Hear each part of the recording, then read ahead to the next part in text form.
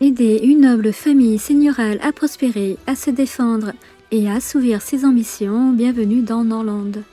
Inspiré de Rimworld pour la gestion et de Crusader Kings pour les intrigues de cour, ce jeu de construction et de simulation médiévale a une identité unique.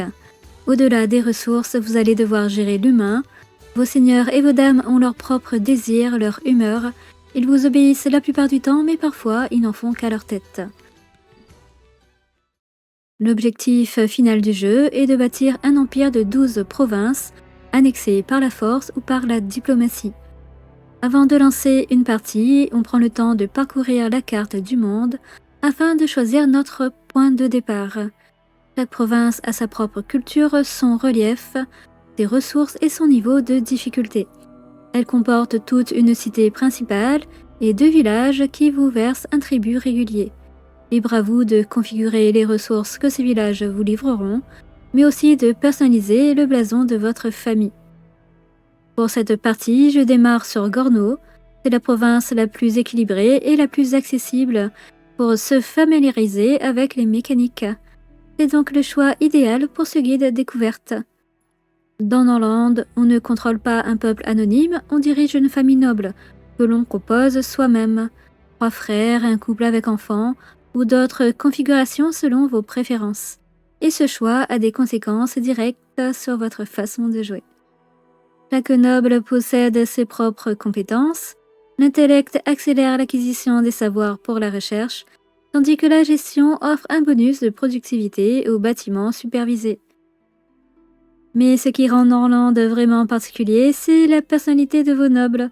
On peut se retrouver avec un monarque arriviste qui adore manipuler son entourage, addict au jeu et au charme décuplé, une épouse philosophe, naïve et charmante, un frère au sommeil si profond qu'il ne se réveillera même pas si quelqu'un s'introduit chez lui pour l'assassiner, ou encore un seigneur cœur d'artichaut, facilement manipulable et sujet à la dépression. Tout ça influence concrètement le jeu. L'insatisfaction mène à la rancune, au manque de loyauté, et c'est là que les conflits éclatent. From this moment on, history is written by you.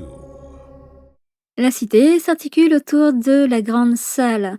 C'est le point de départ. C'est là que sont stockées les ressources initiales que vivent les nobles, que se retrouve la famille. On la place à proximité de la forêt, de champs de seigle, de gisements d'argile et de fer. Ce placement va avoir un impact sur toute la logistique. On ne contrôle pas directement les paysans. On passe par les nobles qui se rendent sur place pour donner leurs consignes à la main-d'œuvre. Et ces consignes ne sont valables que 3 jours. Après ça, les paysans commencent à tirer au flanc. On commence donc par affecter un responsable à la grande salle. Idéalement, un noble avec un bon niveau de gestion, pour le bonus de productivité. Une fois les consignes données, les bâtisseurs sont prêts pour se mettre au travail. On place un camp de bûcherons à proximité d'une forêt. Ensuite, on s'attaque à l'agriculture en installant un champ, un lopin de terre prêt à accueillir diverses cultures. Une fois le champ construit, on valide la plantation. Pour ce premier champ, on va cultiver des carottes. Et j'y assigne un de nos nobles pour superviser la gestion. Dès que la main-d'œuvre paysanne reçoit ses consignes, elle se met au travail. Toute la journée, les paysans triment. Et le soir venu, ils rapportent les ressources obtenues directement au dépôt. C'est à ce moment-là qu'ils reçoivent les ressources que vous leur allouez pour vivre et maintenir leur morale. Pour ne pas mourir de faim, chaque personnage doit consommer une unité de nourriture par jour. Les nobles, eux, se servent librement en nourriture et en alcool. On ouvre le menu économie et on configure la distribution. Pour l'instant, ce sera 1 carotte par jour et par habitant. S'ils ont besoin d'autre chose, ils devront l'acheter directement à la caravane sacrée. On peut également payer nos paysans. Les nobles sont le cœur du jeu. Leurs compétences n'affectent pas seulement la productivité des bâtiments, mais aussi le succès des intrigues, l'issue des batailles ou la vitesse des recherches. Chaque action officielle dans la province doit leur être confiée. Jetons un œil à l'onglet de notre monarque. Le jeu regorge d'infobules très pratiques pour les détails. Le monarque possède une excellente force de persuasion, ce qui en fait notre négociateur idéal. Les nobles ont des sentiments, le confort de leur chambre, le fait d'avoir prié ou d'avoir de l'espoir en l'avenir booste leur morale. En revanche, si leur bourse est vide, ils font la tête. Tous les personnages gèrent leur propre pécule et le dépensent. Notre noble a perdu toutes ses économies au jeu. Pour le consoler, offrons-lui une petite récompense en or. Le monarque ira lui remettre son cadeau dès qu'il aura un moment, mais pour accélérer les choses, on peut aussi lui ordonner de s'en charger immédiatement. Et voilà, elle a son cadeau, elle est contente. On regarde aussi le score d'intérêt, il mesure l'attraction physique entre deux personnages, et il est déterminant pour l'avenir de leur relation. Les paysans ont aussi leurs besoins et leur morale. Garder le peuple heureux est capital car le moral moyen influe directement sur la productivité et l'immigration. Il est conseillé de le maintenir au-dessus de 50. Un paysan malheureux finira par se tourner vers la criminalité. Pour l'instant, l'ambiance est négative. Il n'y a nulle part dans toute la cité où trouver un toit. À l'inverse, des paysans qui se réveillent heureux débordent d'énergie et reçoivent un énorme bonus de productivité. Dans Norland, vous n'êtes pas seul, votre province est entourée de voisins, et les relations entre les territoires dépendent directement des affinités entre les monarques.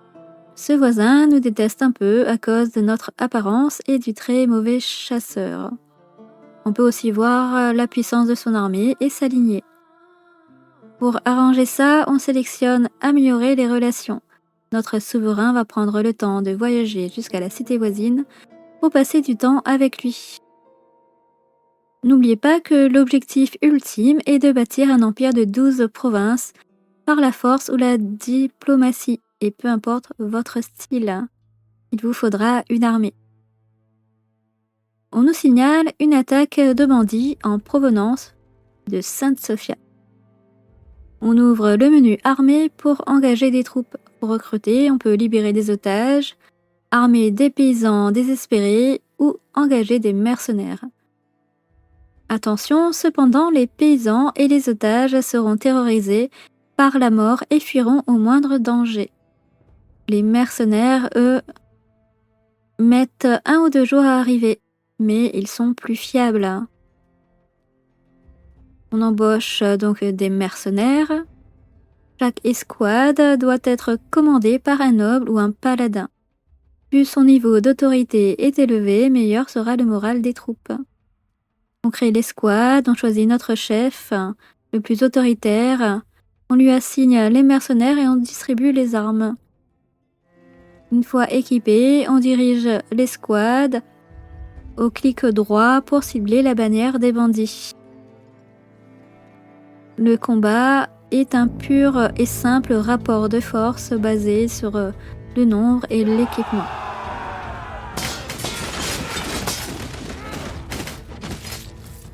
L'ennemi est vaincu et nos guerriers capturent les survivants comme otages. On enchaîne directement sur la carte du monde en envoyant notre escouade raser le camp des bandits. Le combat s'engage. Nos statistiques de morale et de combativité sont supérieures.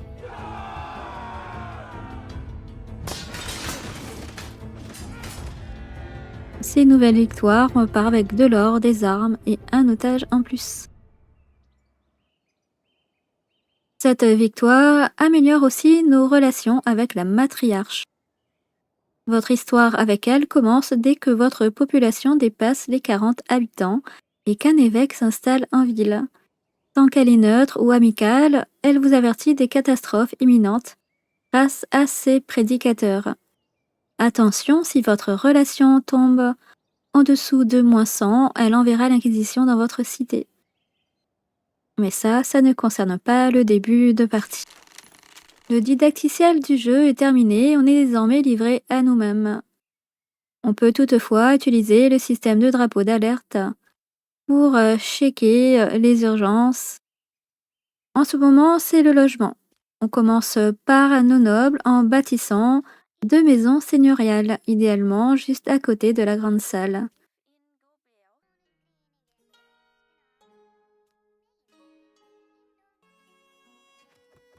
On enchaîne avec un camp de construction. Ce bâtiment permet de recruter de la main-d'œuvre et réduit le temps de construction s'il est placé près des chantiers.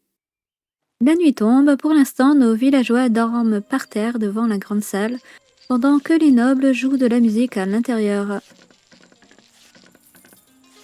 Dans la chambre du monarque, l'ambiance est plus spéciale.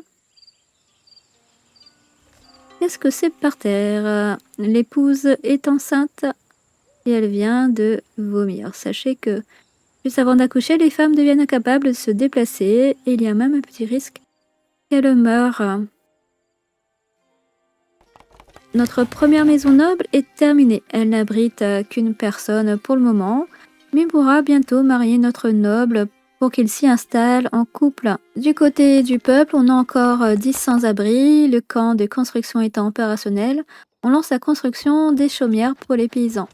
On a le choix entre plusieurs formes, verticales, carrées ou horizontales. C'est assez basique. Les habitants aiment la promiscuité, alors on les colle les unes aux autres. On installe aussi une cabane isolée pour notre otage.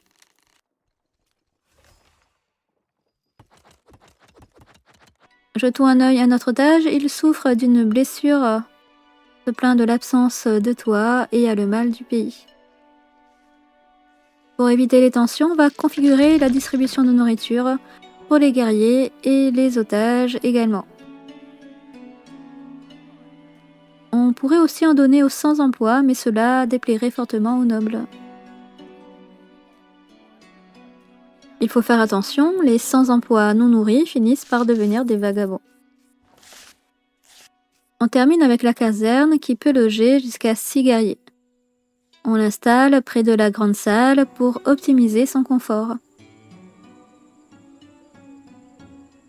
Notez qu'on peut assigner des otages aux bâtiments de production. Ils travailleront beaucoup plus que les autres. Mais comme ils risquent de s'enfuir, il faut planifier une patrouille pour les surveiller. Un petit coup d'œil au menu dynastie pour admirer notre arbre généalogique. On passe à la suite à la construction de la bibliothèque dans Norland pour assimiler le savoir d'un livre et débloquer de nouveaux bâtiments. Les nobles doivent obligatoirement s'installer pour lire. On ouvre donc une bibliothèque. C'est ici que les nobles lisent les livres disponibles pour acquérir de nouveaux savoirs et débloquer de nouveaux bâtiments. La vitesse d'apprentissage dépend de l'intellect du noble assigné et de son temps libre. On accède aux recherches via l'onglet Savoir. On la place donc à proximité des maisons seigneuriales puisque seuls les nobles l'utilisent. Et on pense à acheter de nouveaux livres à chaque passage de la caravane sacrée. Voilà pour cette première prise en main de Norland. Le jeu a une vraie profondeur entre la gestion de la caste, nobles, paysans, esclaves, les intrigues, la diplomatie et le développement de la province. Chaque partie raconte une histoire différente et que vous choisissez. Vous pouvez incarner un noble tyrannique ou bienveillant. Laissez-moi un commentaire, un like et abonnez-vous pour soutenir la chaîne.